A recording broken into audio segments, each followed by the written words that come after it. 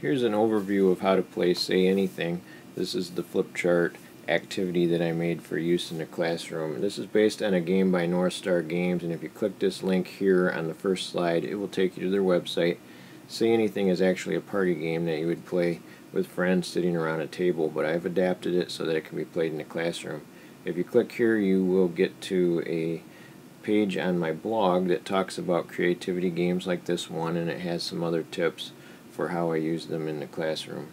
These 5 steps will explain how to play in the classroom, and it'll give you a good idea, but you might want to click on the link at the bottom and see the clarifications, the additional rules, and other variations that I've included.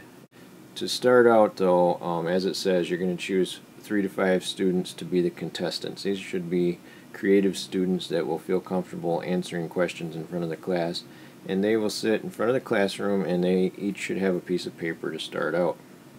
The next slide of the flip chart will have a question on it like this. Here's the first one: what would be the best job to have?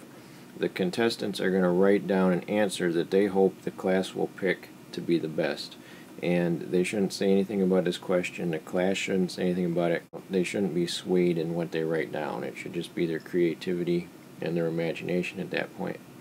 You give them about 2 minutes to do this, and when they're done, they turn their paper into you, the teacher, and then click the next button. On this slide, the answers will be recorded after you read them off. Read them in a random order and just summarize them here on these question cards, and this is set up so that the class can vote on the best one. When you start the vote on this page, students will be able to pick A, B, C, D, or E for their favorite answer. Look at the percents that come up after the students vote and round those to the nearest tens place. So like if somebody got 26% of the vote, you would give them 30 points, and you write that right on their paper. So if the student who wrote answer B, let's say that student got picked the most and had 43% of the vote, you would write on student B's paper 40 points, because that's rounded to the tens place.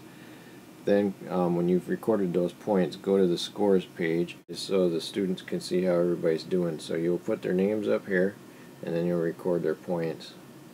And then when you're done, you will click either question 2, question 3, or question 4, depending on where you're at. Notice that after 4 questions, you total it up and you see who won. If anybody ties, they all win.